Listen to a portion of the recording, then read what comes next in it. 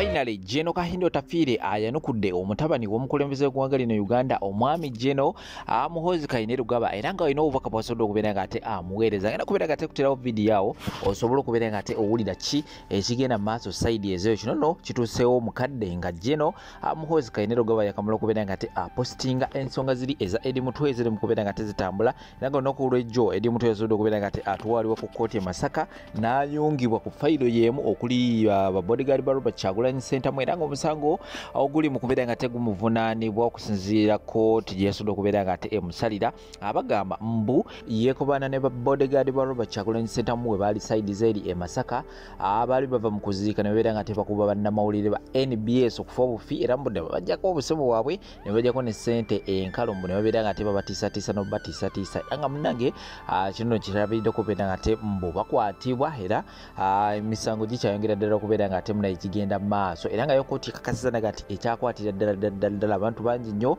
ababodyguards abantu bonna abeetoolodde omukulu era nga byonna okusinza okubeera nga ate mbikutirawo awo naye nga ye General Kahindo Tafire asobodde okubeera nga ate abako obubaka bwaweereza omutabani w'omukulembeze w'eggwanga lino Uganda ngenda okubeera nga ate mbikutirawo awo osobola okubeera nga ate owulira genda wasaba mu comment section obumaze okubeera nga ate obiraba oyi otubuulire gw'olowooza ki of course ku nsonga zino ezigenda mu maaso likinga sharingirako abalala subscribinga oleme okubeera nga ate osubwa mawulire mu budde bwennyini nga nakagalita komaote mbaawo. Because if you say so and so son will take over from the father, his son will also want to take over from his grandfather, then there will be Sultan. There will be Sultan number 1, Sultan number 2, and then the whole essence of democracy for which we fought will be lost. Let there be fair competition, including General Muhoozi. Let him prove to Ugandans that he's capable, not as Museveni's son, but as he, Muhoozi, who is competent to manage the country. I have nothing against him, but I'm against the philosophy of somebody bequeathing office. You know, and I've always cautioned my children that none of them should think I'm going to bequeath them the Ruhinda seat. No, Ruhinda seat is not mine. It's not my property. Because if you say so and so son will take over from the father, his son will also want to take over from his grandfather, then there will be Sultan. There will be Sultan number 1, Sultan number 2, and then the whole essence of democracy for which we fought will be lost. Let there be fair competition, including General Muhoozi. Let him prove to Ugandans that he's capable, not as Museveni's son, but as he, Muhoozi, who is competent to manage the country. I have nothing against him, but I'm against the philosophy of somebody bequeathing office. You know, and I've always cautioned my children that none of them should think I'm going to bequeath them the Ruhinda seat. No, Ruhinda seat is not mine. It's not my property. Nabadde nva ku kisaawe Entebbe lwakuba omuntu gwe nabadde naye yabadde akooye ng'ava wala nga yeetaaga okuwummulamu then ate tunyige exit tufulume Kampala. So nesikola video mu budde naye bwe nalabye accident eyo n'amaaso gange nentegeera n'omuntu eyafiiridde mu accident eyo neyongedde okutegeera ekintu kimu nti God above all. Nkiddamu Katonda yali waggulu wa buli kintu kyonna era ne zino emboozi eza simanyanga nze nvuga mu Germany akina nze nvuga simanya mu Ngereza mvuga mu Yitale bw'ovuga BMW bw'ovuga simanyanga Ferrari akina bw'okwata Volkswagen ye ine baati eggumu. God above all. Katonda yasinga byonna. Ontegedde? So tubeere bakakkamu mu bulamu bw'ensi. Good enough omugenzi tewali amwogerako kibi ye ng'omuntu. Ontegedde? We need to be humble mu bulamu bw'ensi. Katonda yasalawo ddi na wa wasobola okusootingira. But as a driver 17 years nga ndi ku luguudo, emyaka 17 nga ndi ku luguudo, nategeddemu ebintu bibiri oba bisatu.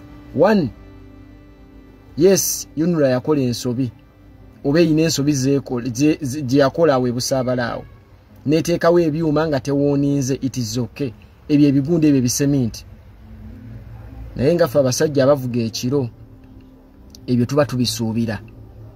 That is why I always advise, nchiddamu, I always advise omuntu alina okuba ne spotlights obaga n'amataala ga fuulu balubu ezo eziri ennaku zino ebintu babimodifyinga. Olina okuba ne balubu ezisobola okuba mita nga 9 mu maaso bwe mba soogedde nnyingi. Okyegedde nti oluguudo bwe lubeera nga highway kati nga olaba express eyo oba tolina godamejinga kukuba fuulu because temuyisinganya na motoka ziri eri naawe oli eno. Olina right ekozesa fuulu gundi zo balubu n'ozikuba n'ozimalayo tu ne oba tolina fuulu. Ka speed kabeere katono, speed enyuma ne speed etta. Nza yogera naawe ndigonya 17 years nga ndi ku luguudo, emyaka 17 ompulidde. Ka speed kanyuma naye katta, nange nnyumirwa nnyo ekigere kyange kizitowamu ate ng'obumotoka bwenvuga bwa layisi, naye experience kintu kikulu nnyo tu. Omuntu talina kunywa mwenge, omuntu talina kukozesa kitamiiza kyonna n'avuga motoka mosso ekiro. Omufu tebamusalira musango, saabaddewo, simanyi kyeyanywedde na kyatanywedde, but amoni tugezaako okufindinga what could be the problem. Obuzibu bwavuddewa because omuntu ali nomo ebyaddala ng'oli soba nga n'emmotoka eri mu mbeera nnungi because the guy was driving a gundi car bagiyita batazeno zebayita push and sportish something like that. Emmotoka eyo emalayo, emmotoka ya bbeeyi, alina okuba nga amataala agalina, emmotoka esiba, service agikola mu budde. Ku bibiri ebyo walina okuba nga waliwo obuzibu bwe bukola ki bwe bwavudde. I'm sure because nza wumpitawo almost every day nga nejjo nayiseewo ate era kiro. It is not that I know the place, but woba toli familiar na luguudo, my simple advice is ka speed kabeere katono. That is 1. 2, olina okubeera soba. Ontegedde? 3, emmotoka erina okuba mu mbeera nnungi. Weetaaga amataala ago ekiro, ezo balubu ezikuba mita nga 3 at least. Oshegedde? Because nze awe wantu manyiwo bw'obeera waggulu wali, waggulu eri wali kasozi, ebyo ebintu oba obiraba. That is if oba olina balubu ezimalayo oba obiraba. I'm having a feeling nti omugenzi ka speed kabadde kangi ng'asukka mu speed 18 kuba emmotoka etuma. Kati bw'ogattako okubanga either yabadde ayina ekiriko oba ekitaliiko, I'm not sure. Saagala kusala musango, but entanda gy'emusibirira buli mudereeva yenna emmotoka ebeere mu mbeera nnungi. That is 1. 2, tonywa kintu kyonna kitamiiza n'ovuga ekiro mosso ku highway, because wovuga ku zi highway tewali chances za there are no room, there is no room for what?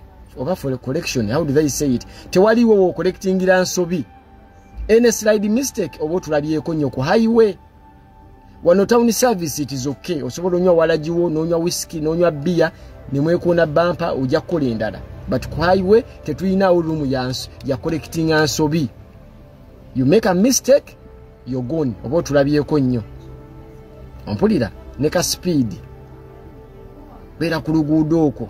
Otambula speed 12, 13, omwana n'akuyitako mu passo ngadduka n'ogamba kati opasa edduka speed mmeka.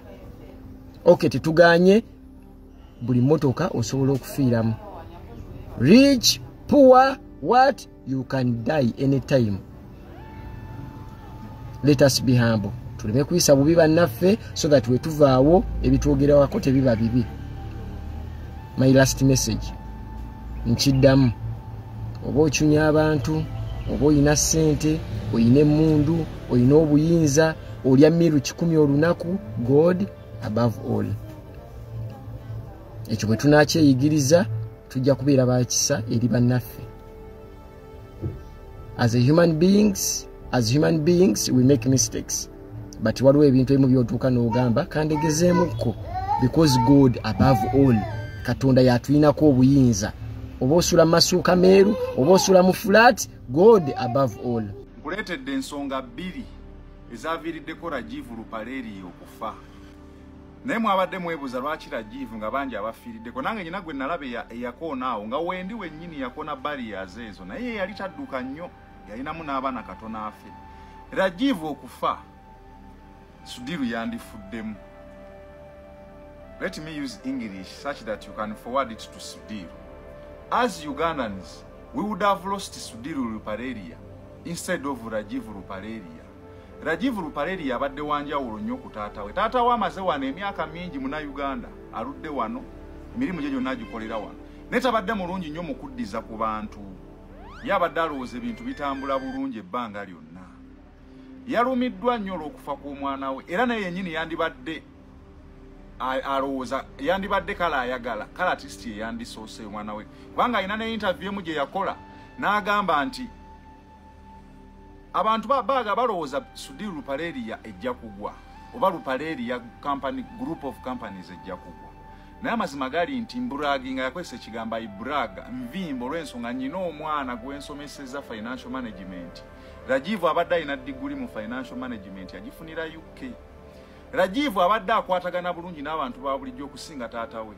Era abadde alina ekintu kye yateeka mu company za taata we mu business za taata we ekyokukwatagana n'abantu ba bulijjo taata we kyabadde tayina. Abadde muvubuka si mu kyeyagalira naye yakulirako mu zigete ng'ayagala kumanya bulamu bw'omu gete obutambula butya. Rajiv Luparelia ye yawa fresh kid bursary Kampala parents. Ebyo taata we yali tabimanya ayinza n'okuba mu bulamu bwe yali tagabangako ku bursary. Ye yawona omwana Felista the superstar. Nti omwana w'omwavu asobola okusomera mu ssomero nga Kampala parents nga ne bazadde be tebakirotangako kusomera ebyo bibadde bikolwa bya Rajiv. Abadde alina rale team gye bayita Rajiv Luparelia rale team ng'akwatagana n'abantu ba bulijjo motoka za mpaka era abasinga ku babadde yabafunira n'emirimu mu kampani za taata we ng'abayamba mu ngeri emu oba etali ndala era obawuliriza nga boogera bagamba bafiiriddwa omuntu abadde down to earth oyo Rajiv Luparelia oyo. Mujjukira bato ya Sindi ne Shiba oyo era ye yabirimu omukono ebyo ebintu taata we yali tabimanyi by'okusanyusa ku bantu okuddiza ku bantu mu ngeri emu oba endala naye sente ze bawa Sindi ne Shiba n'abantu abaafuna emirimu ku lunaku olwo beba abasasulwa ku lunaku olwo abatunda biki abakola ki bano ba stage bano baki abayimbi n'abalala ebyo ebintu taata we yali tabimanyi all along naye Rajiv ye yaleeta idea ye empya kuba bannannyini Victoria University era y'omu ku babadde bagikulira. Victoria University ina abantu bangi nnyo beewadde emirimu ba TikTok amusobola okunjulira ng'ebawadde emirimu ne bagirangira n'abataasoma abaali baamalako senior 6 oba senior 4 n'abazaayo n'abawa bursaries ne basoma kati nga Patricia ono wa Ghetto Kid n'abala bangi nnyo abaana bali awo basoma ku bwerere ku Victoria University. Rajiv abadde wankizo nnyo nti bwe yabiraga taata we abadde tabimanyi kati ensonga bbiri ezamuse mbadde njala kukulaga nti twafiiriddwa nnyo ensonga lwaki tukyamuliko. Ekisooka recklessness oba irresponsibility oba obutafaayo bwayunula simanya Chinese Corporation simanya construction company ababakola enguudo ogatte ne Ministry of Works. Mwami Katumba wamala bangambye n'okubagiza wabaddeyo naye amazima gali nti oli answerable. Ekkuba erisinga erimu ku makuba agasinga okubeera expensive mu Uganda lisobola lityo okusaddaaka abantu bwe lityo mbu mwataddewo barriers. Omuntu atamanyi barriers bye bino ebintu bibateekawo okutangira omuntu okuyita ewantu oba wamubirabyeko nga balina amakubo ge bakola. Ebyo ebintu biba bizitowa kibanga kisenge kiringa nga wonaakwata ekkubo nga Ntebe Road n'olizimbamu ekisenge wakati ate n'otagamba bantu kati saa 8 Rajiv ze yabadde avugiramu emmotoka ng'ekkubo limanyi lya express kitegeeza kwanguya oba bwangu saawa 8 n'emmotoka ntono emmotoka gyalimu okitegeera mmotoka sport car GTR Nissan Skyline edduka totaddewo yadde okumulaga nti wano oba wano amazima obulamu bw'omwana oyo mwaba abututte era muli answerable. Mufiiriza abantu bangi nnyo abadde bagenda okumufuniramu abantu bangi nnyo bajje mu gete eyo wansi gye yabeeranga n'abatwale wa kitaawe ne bafuna gigi abamu ne bafuna emirimu abamu ne babawaayo abamu ne bafuna amagezi era bangi abamufuniddeko. Mwatufiiriza nnyo Ministry of Works muli answerable. Mwami Katumba wamala abasisisa abakyayina abakola oluguudo olwo sima oba be bakyalukola abayunula oba bakyaliwo n'aba Ministry of Works muli answerable nnyo. Ekyokubiri overspeeding kino abasinga tebagala kukyogerako balabanga aba asalidde omufu omusango. Emmotoka yabadde edduka nnyo. Emmotoka gyavuga bagiyita GTR Nissan Skyline yaba Japan yava tokyawo GT kitegeeza Gran Turismo GT then R netegeza racing emotoka ya twin turbo ina engine ya V6 eyo ye motoka waliwo ne munsi ezimu mwe bagigoba nno ne bagibani ngoba badde tokimanyi abala ba Fast and Furious 4 Paul Walker gye yali avuga dayo girabe eyo motoka edduka waliwo ne munsi ezimu mwe bagigoba yakola record nti we baali ku debut yayo eyine motoka ze yasinga ezaaliwo ebiseera ebyo nga zi Lamborghini waliwo zi Benz GLT ezali zo zi Formula 1 we official safety car ze beesigwa obulungi yazidduka n'ezisinga yakolako record endala nti ye motoka ebaddemu eyingini ya V6 eyaleegenzeko mu mpaka ne motoka za V8 n'ezisinga mu nsi yonna eyo gyola ya bbeeyi nti etandikirwa ku miliyoni 4 kudda waggulu Skyline kyobola nti ebadde ku U80 638 era emotoka ebankadde eyo namba ebankadde ndowooza emyaka nga 15 emabega naye nga gyavuga goloza lwaki ekisooka edduka that is a demon yadde avuga musambwa gwe kyotamanyi esobola okuacceleratinga ng'eri awo mu kifo kimu okuva ku kilomita 0 up to 100 just mu seconds 3 zokka esobola okudduka kilomita 310 per hour kitegeeza esobola okuva wano paka Mbalala mu ssaawa emu ng'ekkubo liri straight paka Mbalala temulimu nti ate biki esobola okugenda okuva e Kampala paka Mbalala mu just 1 hour kati ogugwa omuzimu gwe yabadde avuga kati ate ekyokubiri naye muvuzi wa mmotoka za mpaka Rajiv Ruparelia yalale ttiimu kati yalinnye ava Kololo wa taata we agenda mu nnyonyo balina embaga enkeera ayagala kusulayo embaga emusanga yabadde bride's groom emperekeze kati n'alyoka alinnye omuzimu eyo nno ye mmotoka gye yabaddemu yabadde edduka nga bw'okiwulira kati negenda esanga ziri baaliya bibanga bisenge yabbye we yakubidde baaliya yeevulungudde mu bbanga abaalabaddewo bagamba ndowooza meters nga 8 mu bbanga bweti meters 8 ndowooza ozimanyi bulungi neegwa wansi neyeevulungula kitegeeza yabadde edduka yabadde avuga speed gy'otamanyi muwendo etedde abantu 4 abafudde olwa overspeed of course kino kizze lwakufa kwa Rajiv nenjala nkuletereyo abantu 4 ababadde ab'enkizo nga bamaanyi nnyo mu Uganda wano ne mu nsi yonna singira ddala abasatu bagenda kuba be Uganda omusi we Uganda naye ngenda mwogerako olw'ensonga mukulu nnyo bafudde overspeed of course other factors constant simanya abadde kino onaavuze bubi simanya asanze barriers nga bazitaddewo nga tamanyi naye overspeed specifically nga kyekimu kuba kikibaviiriddeko okufa asooka Pooka fena tumumanyi onono yafa ate era ngenda bakuwanga bafiidde ku myaka mito Pooka yali muvuzi wa mmotoka ez'empaka eza speed musajja mu America yafiira ku myaka 4 just 40 years yafa 2013 yafiira mu America awo mwaka gwa 2013 yafiira mu mmotoka Porsche 25 yali edduka onono yamanyika nnyo kuba yali key actor mu Fast and Furious nabinoonyerezaako n'embitegeera era mujjukira nti yagenda okufa nga bakamala okushutinga ndowooza ennaku nga 6 emabega ku 7 Fast and Furious 7 era mujjukira yagenda okufuluma nga ye bamuziise era ye firimu mwezi Fast and Furious series eyasinga okutambula w'abantu baamulaba ate nga yafa kati yalinganga memory okulaba ku firimu yeesembyeyo mu bulamu Pooka emmotoka gye yalimu yali edduka we yaoverturningira yali edduka miles 10 per hour kitegeeza emmotoka eyo yali edduka okuva e Kampala paka Mbirizi mu ssaawa emu we yaoverturningira ate n'ekikwewuunyisa si yali avuga Pooka yali co-driver yali wali eri ku passenger mukwano gwe bayita Rodas ye yali avuga baali balina charity gye bavaamu nga bava kuyamba ku bantu abaakosebwa Haiti kati nga bavuga kuddayo emmotoka no era mu America bagamba accident ya Pooka gye bayita one collision accident yakasinga mu byafaayo by'obubenje one collision ye mmotoka okuvaturninga yokka nga tewali nti oba beetomedde oba biki oba onaamuvugisiza ensobi wabula emmotoka neeruzinga control neyeevulungula bagamba yeevulungula emirundi egyasukka mu 15 kati mu byafaayo by'obubenje it is the most fatal one collision accident mu byafaayo by'obubenje mu America ozo osobola okukimanya yagwa neetomera ebipande neetomera ki neetomera yali tasobola kuwona owokubiri Riyazi Kuji yali muyindi naye nga Munnayuganda bamuzaalira Northern Ireland eyo ono yafa 2009 bano bajjeniza abamu bayinza obutamumanya naye nze nali mumanyi nali ntegeera we yafiira 2009 ndowooza niyinza okuba nalinga mu senior 2 Riyazi Kuji yali muvuzi wa mmotoka za mpaka naye yali muyindi nga woolaba muganda waffe Rajiv naye nga Munnayuganda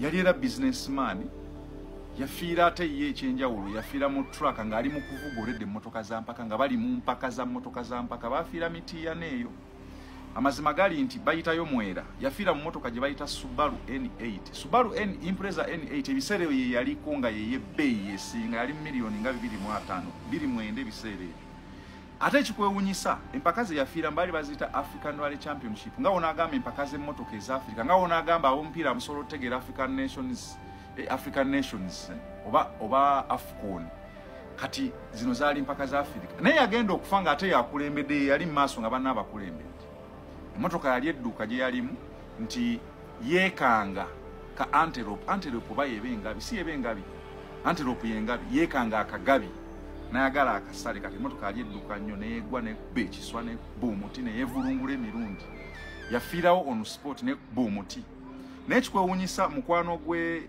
baali bamuyita Saidi yali co-driver ate ye teyafa actually yafuna n'obuwundu butono nnyo era story eno yaginyumya kuba ebisinga byonna yabikola ki yabiraba oyo no yewookubiri eyafa speed bwetu actually mu Uganda yali accident eyasooka okufiiramu omuvuzi w'empaka n'afiira mu mpaka mwennyini it was the first seeka wazzeewo endalala awo nze mbawulira abafa but it was the first owokusatu Hamani Basudde ono yafa 1997 ninza okuba nalina emyaka 2 nange naye ennyimba ze tuziwulira ebifaananyi bye tubiraba yali musajja mulungi ng'ayimba bulungi we yafiira yali omuyimbi yali asinga e Uganda kwekyakulabirako kati nga onaalaba Alien Skin kati nga onaalaba Alien Skin obudde buno nti yaliko amawulire ne gajja nti abadde avuga ng'agenda oba Samuya emmotoka ne overturning neemulemerera n'afa so ne Basudde bw'atyo bwe yali agenda Kabaale Bugonzi mukwano gwe yalinamu n'owa famire ye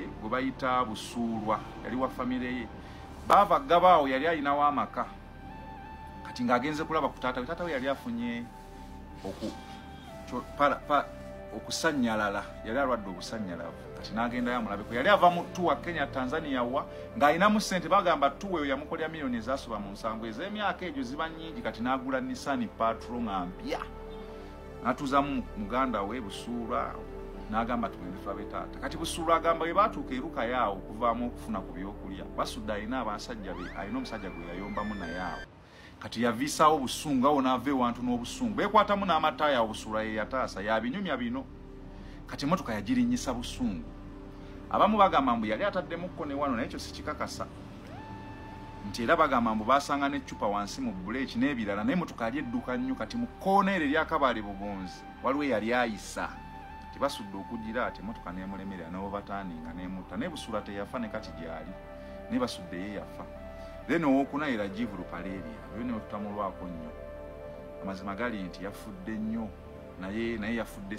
over speeding emmotoka yabadde edduka nnyo poliisi yagambye balabye ku kamera emu gye yasoose okuyitako eddakiika 2 nga tannafa ng'emmotoka eddukanga muzimu Jivu Lupaleria naye twasaaliddwa nnyo kuba abadde mulungi nnyo abadde addiza community n'okusinga ku taata we actually mu bayindi abato ababaddewo abali mu business yabadde asinga okubeera omulungi eri bannayuganda wanze ninza okuba sina kye nali mufunyeemu naye bwampeerera ku fresh kid kinsanyusa nange nfuna essuubi nti you never know bwe bateekawo university nga Victoria University nga waliwo opportunities z'okugiyingira ati cheaper prices kuba ze zimu ku universities ezitali nnyo za bbeeyi ate nga nnungi nnyo zisomesa nnyo yesinga okukola ebintu bya online nti basomeseza nnyo online kati kitegeeza nange nsobola okufuna opportunity nengenda nembaako kyensoma nembaako kyenkugukamu ate ku ssente zitali nnyingi abadde mulungi nnyo nti adde akoordinatinga nnyo n'abaana ba ghetto n'abayingiza mirimu gya kitaawe ba tiktok abangi nnyo bawadde obulango okukubira Victoria University obulango